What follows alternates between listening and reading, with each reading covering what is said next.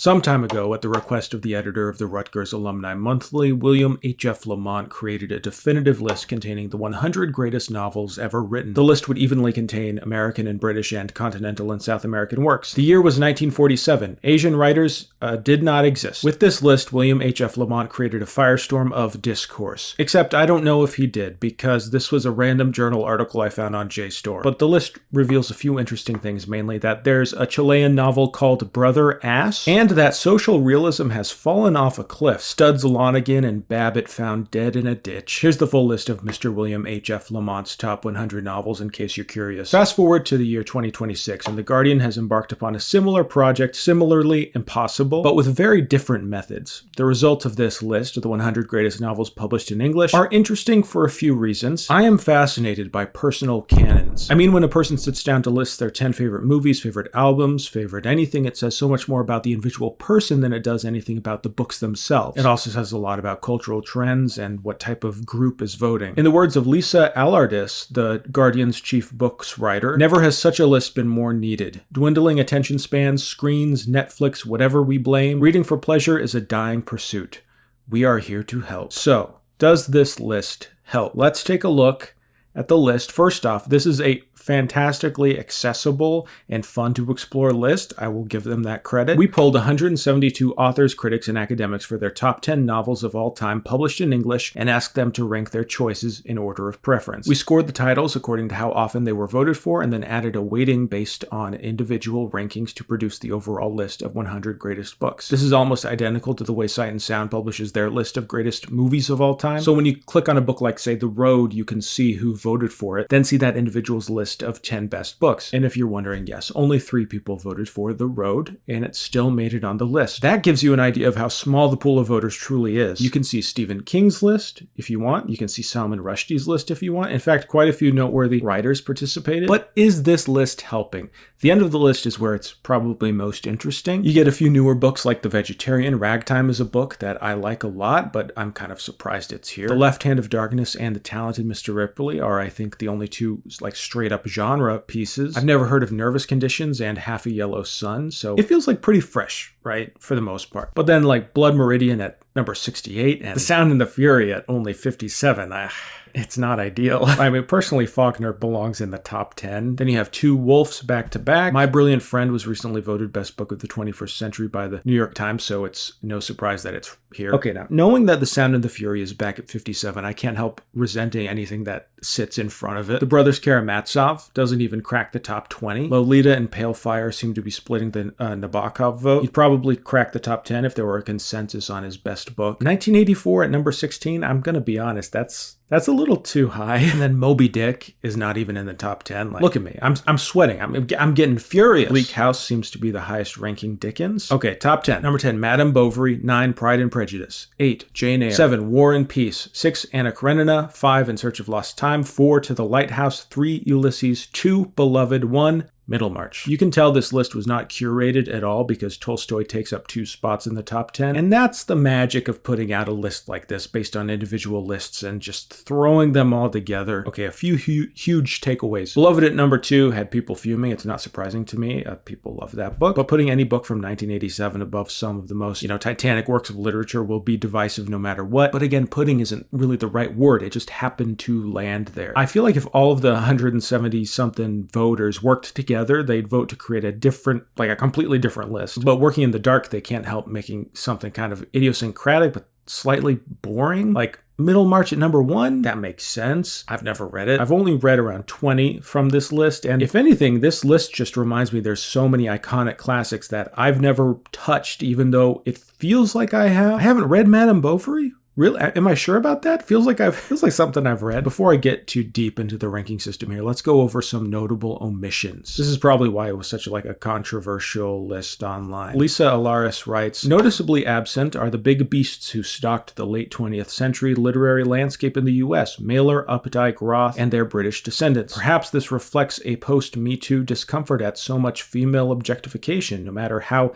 dazzling the prose. However, the morally contentious Lolita by Vladimir Nabokov Chekhov, long hailed the supreme stylist of English prose, survives even the toxic endorsement of Jeffrey Epstein, who, we can safely assume, missed its dark ironies. Something to consider here. These individual lists are public. Your colleague, God forbid your fans, can see exactly what you vote for. So in a sense, you're curating your own literary taste for others. I'm not accusing the voters of maybe performatively voting for certain books, but I'm saying it's possible. I could imagine a critic or author looking at their personal 10 to submit and saying, I should put another female author in there, or I need one more contemporary novel, or I need to show people I've read Proust, or I'll look ignorant if I don't include this writer. I'm just saying that showing everyone's ballots changes the dynamic completely. It's fun to look at, but it does change things. I think also that a lot of the best Mailer, Updike, Roth, Bellow, etc., those pillars of post-war American fiction, they'll come back into fashion, I think. I have a theory that each generation sort of biases toward their parents' generation. Critics in the 80s and 90s were favorable towards the post-war writers of the 60s and 70s, just as critics today look fondly upon the 90s and 2000s. It explains why so much postmodernism is tossed aside, I think. It's insane to me that Gravity's Rainbow didn't make the cut. None of Pynchon is here. No DeLillo, Barth, Gaddis, Gass, no Infinite Jest for that matter. It seems like the consensus on newer books worthy of the canon fall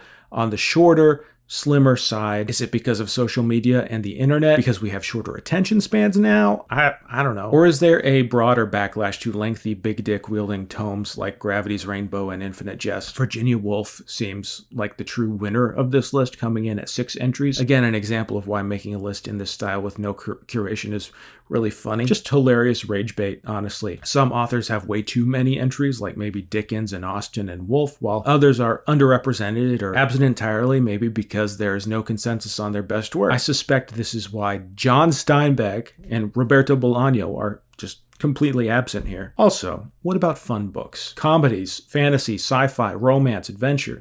The Count of Monte Cristo has no presence here. Alaris writes, a comic novel like science fiction and crime rarely fares well in bookish horse races. Patricia Highsmith makes the cut, but not John le Carré or Stephen King for that matter. Happily for her devoted fans, Ursula K. Le Guin is recognized for The Left Hand of Darkness. So I come back to the question, does this list help? In an age of declining reading rates, in an age of screens and videos, does something like this list, which playfully seeks to spark discourse, do anything to help? It's fun to debate, to shout at the gods, why, God, would you put The Sound of the Fury at 57? Why is some dude named George Eliot hogging the top spot when a woman should take the crown? You know, it's infuriating, it's fun, but does it matter? Are we not all a dying breed of readers huddling around a tiny little flame in the darkness? I think that stupidly, weirdly, list making does matter. Sort of. I've made 2 top 10 favorite books of all time videos on this very YouTube channel, and I'll probably do it again because it always changes. I regularly receive comments saying, hey, that book you mentioned as one of your favorite books is now one of my favorite books. It's good to talk about this stuff in a fun, even combative way. I mean, who gets to be remembered in history? What writing will you value the most? Yeah, it's true. We can't all read everything. But here's the thing. If the Guardian list's goal is to help readers find books, would it not make sense to broaden the type of voters? If you're just seeking out the choice of authors, critics, and academics, you're going to get a weird list like this with glaring omissions of hugely popular books like, I don't know, The Lord of the Rings? Would a casual or relatively new reader be served best by what academics say are their favorite books? Because of this mostly academic mix of voters, are we missing the stuff that is truly going to last in favor of propping up newer fiction that maybe deserves to be canonized? Sure. The list has this weird tension between like classic conservative academic tastes and more modern academic tastes. For Sight and Sound, when they vote on the top 250 movies of all time every 10 years, they do separate lists for critics and for directors. Maybe we should see more stuff like that for books. I don't know. In the words of Jennifer Egan, author and one of the voters on this list, lists have a way of falsely verifying what, for me anyway, are always somewhat instinctive and arbitrary choices. So is this list trash? Yes, 100%. Is it fun trash?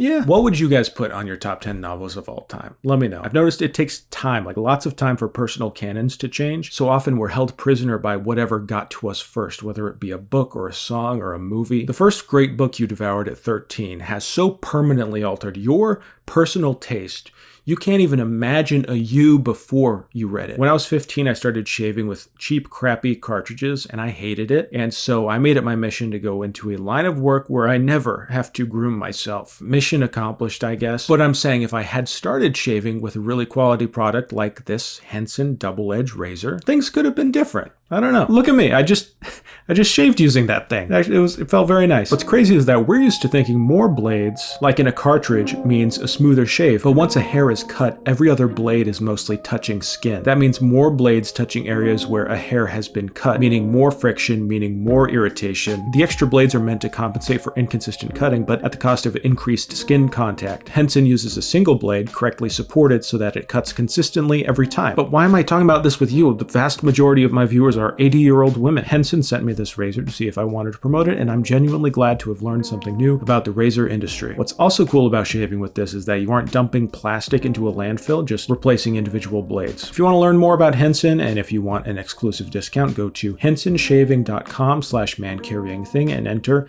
mancarryingthing at checkout to get 100 free blades with your purchase. Thanks for watching, everyone. Okay, bye-bye.